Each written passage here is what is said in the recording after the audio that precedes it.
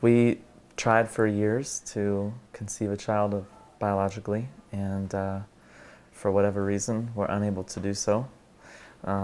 After seeing several different doctors and going through several months of treatment, we just gave up on the idea of doing that, and rather than dropping thousands of dollars into further infertility treatments, we just decided that we wanted to adopt. We adopted originally the first time internationally, and we had actually planned on doing that again, and then we ran into a friend who had adopted several times through Children's Services. International adoption is very expensive.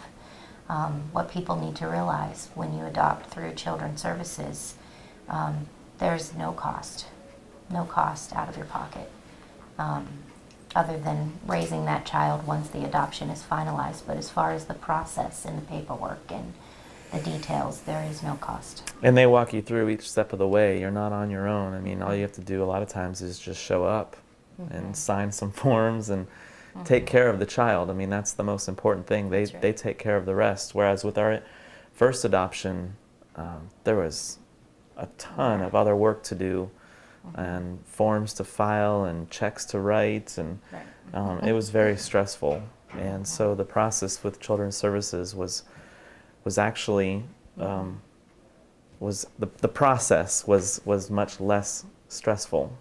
It was a hard transition for me to go from adopting internationally to adopting domestically.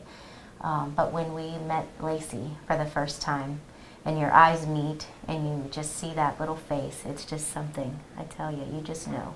And even though we don't have any biological children, I can't imagine loving any other child any more than I do the 4 that we have. And you know, there's nothing better than the unsolicited hugs and kisses, and the excitement that you see in their face when you come home from work, and yeah, nothing beats that.